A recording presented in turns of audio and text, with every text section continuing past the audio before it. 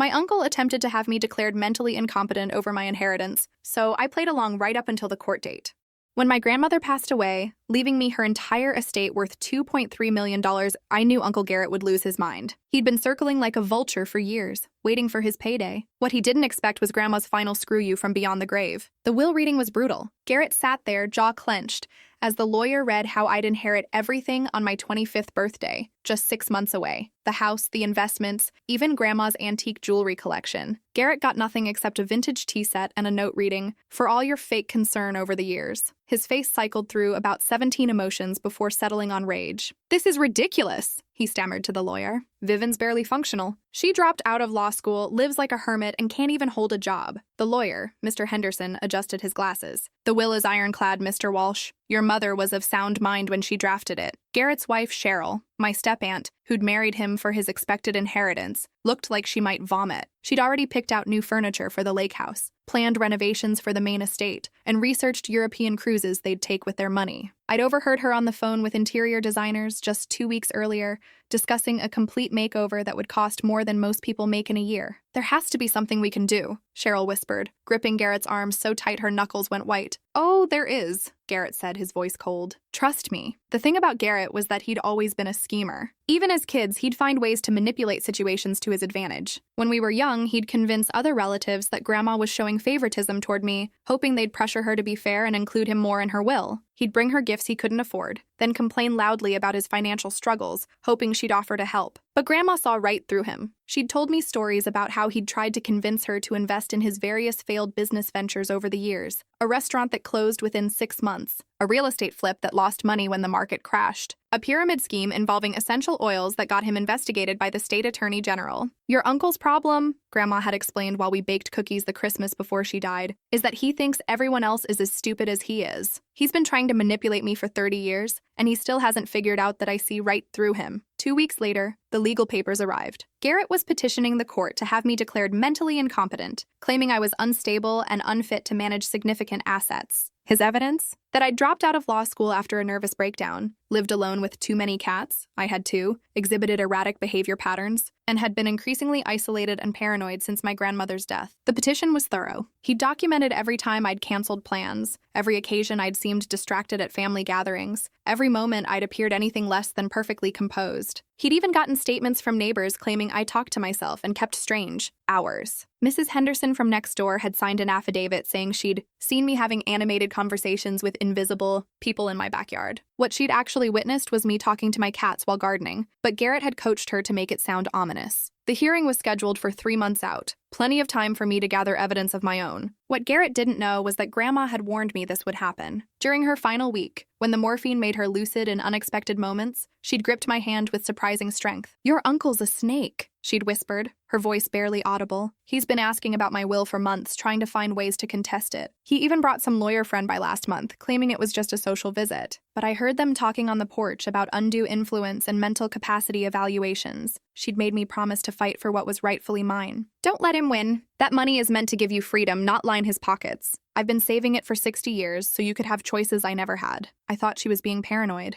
Turns out, even dying, Grandma was sharper than the rest of us. The day I received the incompetency petition, I sat in my kitchen reading every word. Garrett had been methodical. He'd documented times I'd seemed confused about dates, occasions when I'd appeared disheveled in public, instances where I'd made irrational purchases like organic cat food and art supplies. He'd even included a statement from my former law school advisor claiming I'd had an emotional breakdown during finals week. What had actually happened was that I'd cried in Professor Martinez's office after failing my corporate law exam, but Garrett had somehow tracked him down and convinced him to frame it as evidence of mental instability. That's when I realized something important. If Garrett wanted to see crazy, I'd give him a performance he'd never forget. But first, I needed to understand exactly what I was up against. I spent 3 days researching competency law, guardianship proceedings, and the specific requirements for having someone declared mentally incompetent. The more I learned, the more I realized how easily the system could be manipulated by someone with the right connections and enough malicious intent. I also started investigating Garrett himself. If he wanted to play dirty, I'd dig up every piece of dirt he'd ever buried. I started small with the performance. At family dinners, I'd stare blankly when spoken to, then suddenly laugh at nothing. I let my hair get greasy and wore the same clothes multiple days in a row. When Garrett visited to check on me, I'd leave dirty dishes everywhere and mutter about hearing voices. "The neighbors are watching me," I'd whisper, peeking through curtains with exaggerated paranoia. "They know about the money. They know Grandma told me secrets before she died." "What secrets, honey?" Garrett would ask, leaning forward with fake concern while his eyes gleamed with interest. "Can't tell," I'd mutter, shaking my head rapidly. "The walls have ears. Everything's recorded now. They're listening through the electrical outlets." I'd point at random spots on the wall, pretending to see cameras that weren't there. "Poor Vivian," he'd tell relatives afterward with perfectly practiced sympathy. "She's really deteriorating since Grandma died. The grief has just broken something in her mind. Yesterday, she spent 2 hours talking to the mailbox, convinced it was sending messages to the government. But what Garrett didn't know was that I'd installed security cameras throughout the house the day after the will reading, hidden in picture frames, smoke detectors, even inside fake books on the shelves. I documented every conversation, every manipulative comment, every moment he thought he was alone and let his mask slip. The performance became elaborate. I'd accidentally burn food, leaving smoke alarms blaring when he visited. I'd answer the door in my bathrobe at 3 p.m., claiming I'd lost track of time and thought it was morning. I started collecting newspapers obsessively, stacking them in corners while muttering about important information and patterns only I could see. I bought 27 different conspiracy theory books and left them scattered around the house with highlighted passages about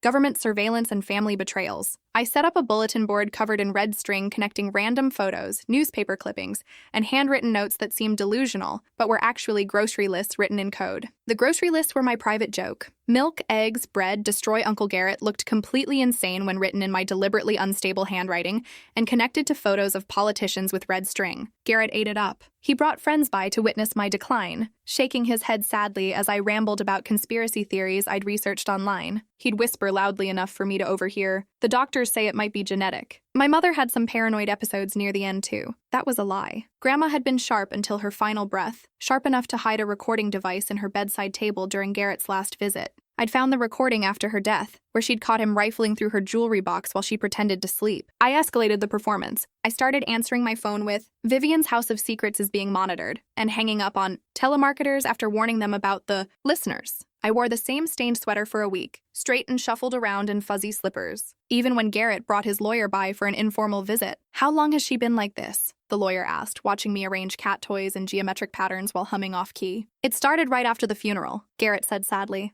"She became obsessed with the idea that people were plotting against her. Last week, she tried to pay for groceries with Monopoly money and genuinely seemed confused when the cashier explained the difference. That last part was true. I'd practiced looking genuinely bewildered when confronted with the concept of real currency versus board game money. The acting exercise had been surprisingly therapeutic, and the cashier had been so concerned she'd called the store manager to help the confused young lady. I could see the lawyer mentally calculating how easy this case would be. A clearly delusional young woman with documented erratic behavior up against a concerned family member just trying to protect her. It would be a slam dunk. If only they knew about the cameras capturing every word. During this time, I was also building my real case. I hired a private investigator named Ruby Chen, a former police detective who specialized in family financial disputes. Ruby was recommended by one of my law school professors, who'd stayed in touch after I dropped out. "Your uncle's got this whole thing planned out," Ruby explained during our first meeting at a coffee shop across town. "I've been looking into his finances, and the man's desperate. He owes money to contractors, gambling buddies, even the IRS. Without that inheritance, he's looking at bankruptcy within 6 months." Ruby had already discovered that Garrett had been stealing from Grandma before she died. Small amounts from her checking account, jewelry pieces he claimed she'd given him, even a forged signature on a loan document 6 months before her death where he'd borrowed against her house without her knowledge. "The interesting thing," Ruby continued, spreading documents across the table, "is that your grandmother seems to have known about the theft. She kept detailed records of everything that went missing, complete with dates and descriptions. She even had her jewelry appraised and photographed before some of his visits. This was news to me. Grandma had been building her own case against Garrett. "There's more," Ruby said. "Your uncle's been telling people for years that your grandmother promised him the inheritance. I've got recorded conversations where he's bragging about how he'll be set for life once the old lady dies. He'd even pre-ordered a boat last month, telling the dealer he'd have the money soon. The boat was a 30-foot cabin cruiser that cost more than most people's houses. Garrett had apparently put down a $50,000 deposit and told the dealer his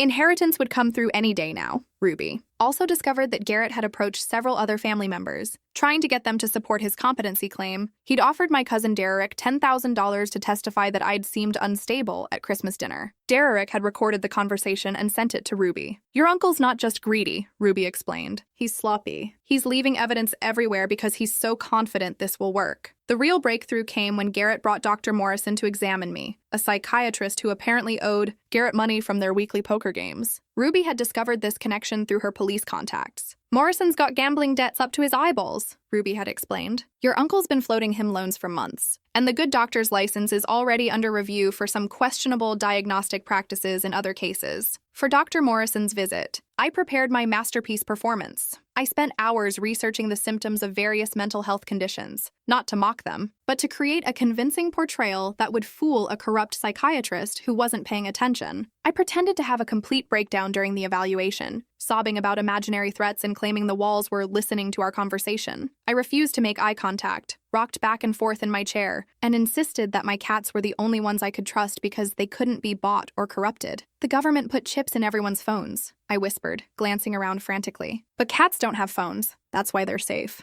That's why I need so many of them. They're the only witnesses I can trust." I only had 2 cats, but I'd been buying cat supplies in bulk to support my crazy cat lady image. My basement was stocked with enough cat food to supply a shelter, and I'd set up multiple litter boxes throughout the house to make it look like I was hoarding animals. Dr. Morrison barely looked up from his notepad as he scribbled his predetermined diagnosis. The whole evaluation lasted maybe 20 minutes, and he spent most of it checking his phone and making notes that had nothing to do with my behavior. "Do you hear voices that other people can't hear?" he asked in a bored tone. "Only the cats," I replied, then started having a full conversation with my tabby, Mr. Whiskers, about the doctor's suspicious motives. "You see it too, don't you? The way he's not really listening. He's already decided what to write." Morrison didn't even react to this obviously staged behavior. He just scribbled more notes and asked perfunctory questions about my sleep patterns and appetite. "Severe paranoid delusions with possible schizophrenic episodes," he told Garrett afterward, thinking I was upstairs napping. "She's clearly unable to distinguish reality from fantasy. The cat obsession is particularly concerning. Classic sign of isolation-induced psychosis. She'll never be competent to handle that inheritance. I'll make sure the court sees that." "How much will your testimony cost?" Garrett asked bluntly. "Consider my poker debt forgiven and we're even," Morrison replied. "Plus my usual expert witness fee, of course. Gotta make it look legitimate." They laughed like old friends sharing a joke. I recorded everything from the air vent above the kitchen where I'd installed one of my best cameras. Meanwhile, Ruby was uncovering more evidence of Garrett's desperation and criminal behavior. We discovered he'd been living off credit for the past 5 years, using one credit card to pay another in an endless cycle that was about to collapse. "Your uncle's been telling creditors that he's expecting a large inheritance," Ruby explained during one of our weekly updates. "He's used that story to get extensions on loans,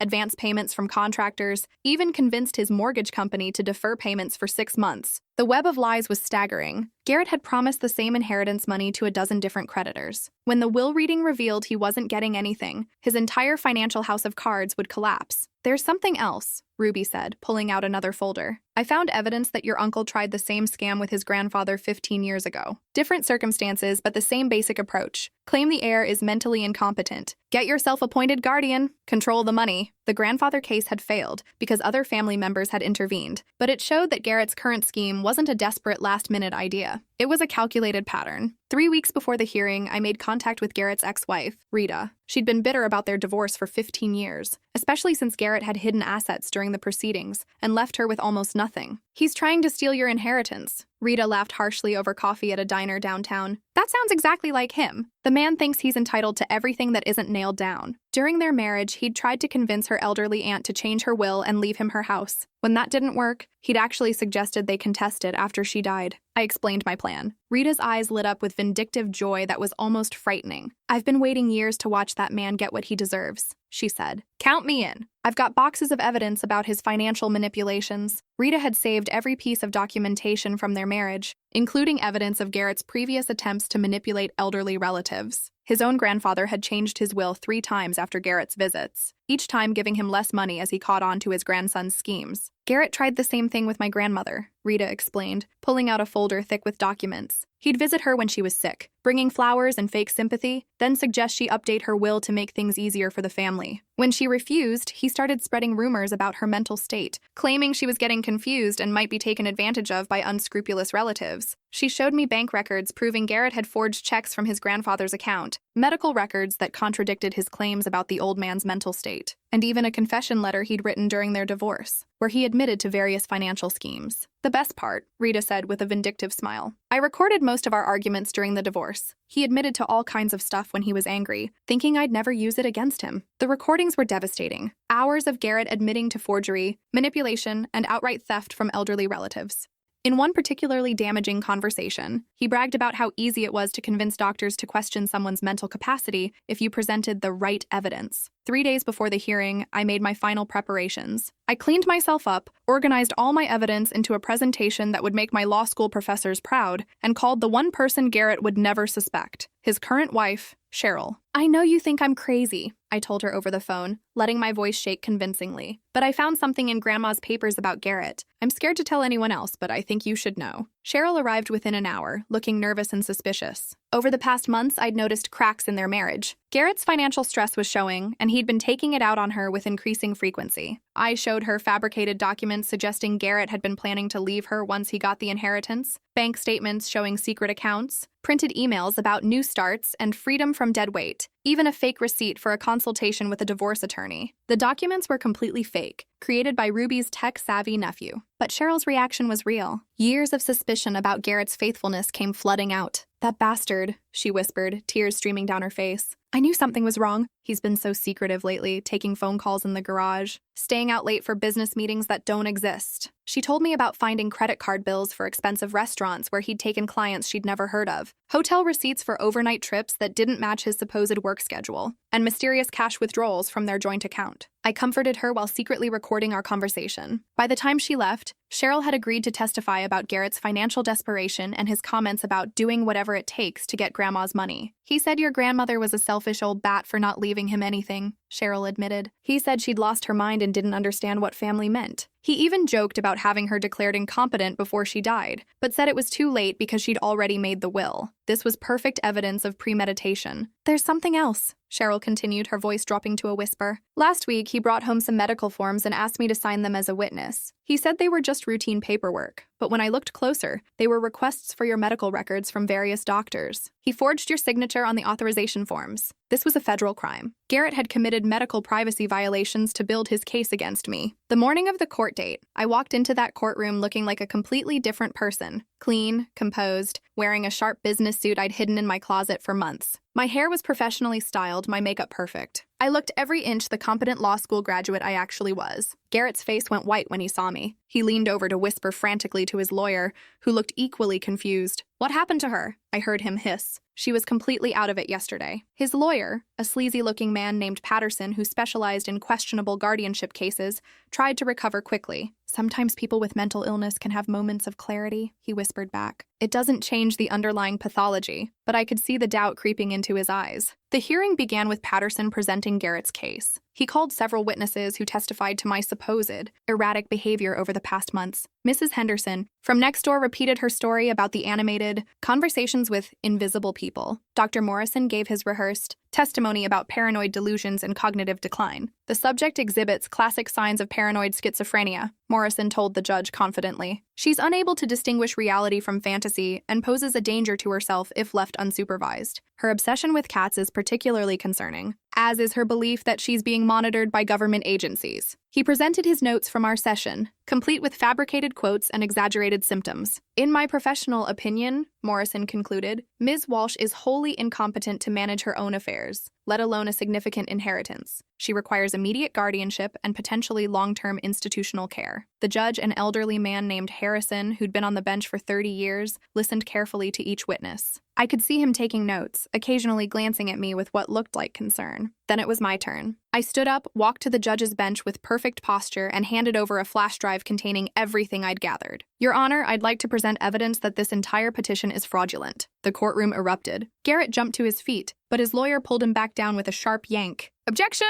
Patterson shouted. This is highly irregular. Over, Judge Harrison said calmly. I'm curious to hear what the respondent has to say. Please proceed, Ms. Walsh. I had prepared a presentation that laid out Garrett's scheme methodically. First, I played the recording of Garrett and Dr. Morrison's deal. The judge's expression darkened as he heard them discussing falsified testimony and debt forgiveness. This is fabricated, Garrett shouted. She's making this up, Mr. Walsh, the judge said coldly. You'll have your chance to respond. Sit down. Next came the financial records showing Garrett's desperation and theft from Grandma's accounts. Ruby had done beautiful work documenting every fraudulent transaction, every forged signature, every lie he'd told to cover his tracks. I showed evidence of the boat deposit, the promises to creditors, the hidden credit card debt, even his attempts to manipulate other family members into supporting his case. Your Honor, I said, my uncle isn't trying to protect me from financial mismanagement. He's trying to steal my inheritance to pay off his own debts and fund a lifestyle he can't afford. Then I called my witnesses. Ruby took the stand first, presenting her investigation findings with the precision of a seasoned detective. She walked the judge through Garrett's financial history, his pattern of manipulation, and the evidence of his theft from Grandma's accounts. In my professional opinion, Ruby testified, Mr. Walsh orchestrated this entire competency proceeding as a way to gain control of assets that don't belong to him. His financial desperation provides clear motive, and his history shows a pattern of attempting to manipulate elderly relatives for financial gain. Then Rita took the stand. Your Honor, she said, her voice steady with years of suppressed rage. My ex-husband has a pattern of manipulating elderly relatives for financial gain. I have documentation going back 20 years. She presented the evidence methodically. The forged checks from his grandfather, the manipulated will changes, the recorded conversations where Garrett admitted to his schemes. She played excerpts from their divorce, arguments where Garrett bragged about his manipulation tactics. He told me once that elderly people were easy marks because they were lonely and wanted to believe family. Members cared about them, Rita testified. He said all you had to do was visit regularly, bring gifts, and then start suggesting changes to their financial arrangements for their own good. But the final blow was Cheryl. Your Honor,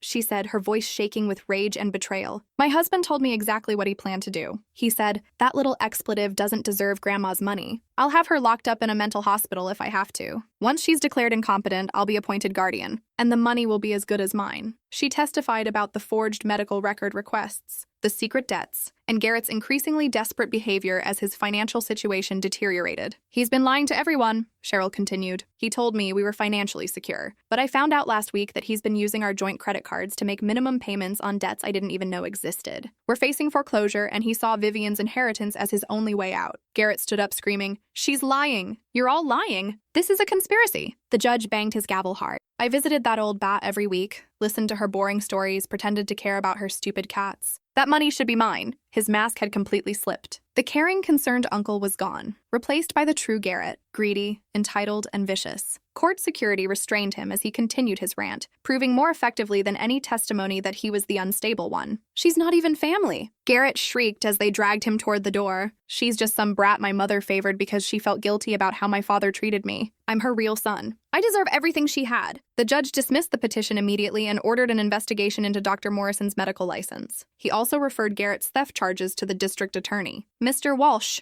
the judge said as they prepared to lead him away. I've seen many frivolous lawsuits in my courtroom, but this level of fraud and manipulation is particularly disturbing. You attempted to have your own niece committed to a mental institution for financial gain. That's not just illegal, it's unconscionable. As they led Garrett away in handcuffs, he looked back at me with pure hatred. You think you've won? He snarled. This isn't over. Family doesn't forget, Vivian. You'll get what's coming to you. But it was over. 3 months later, Garrett was convicted of elder abuse, fraud, attempted manipulation of court proceedings, and medical privacy violations. He got 5 years in state prison. Dr. Morrison lost his license and faced perjury charges. His gambling debts were exposed, and several other suspicious cases he'd been involved in were reopened for investigation. Cheryl divorced Garrett immediately and took half of what little he had left, which wasn't much after his legal fees and restitution payments. She also testified against him in the criminal trial, providing additional evidence of his schemes and manipulations. I inherited Grandma's estate on my 25th birthday, exactly as she intended. The first thing I did was establish a foundation to help elderly people protect themselves from financial abuse by family members. Ruby became the foundation's head investigator, and we've helped dozens of families avoid situations like mine. The second thing I did was change the locks on every property and install a state-of-the-art security system. The cameras I'd used to catch Garrett were replaced with professional-grade equipment because I'd learned that predators rarely work alone. I also went back to law school using some of the inheritance to pay for my education. My experience with Garrett had taught me more about the legal system than any textbook could. And I wanted to use that knowledge to help others, because I learned something important during those 3 months of pretending to be crazy. The line between acting unstable and actually becoming unstable is thinner than you think. Some nights alone in that big house with all my fake symptoms,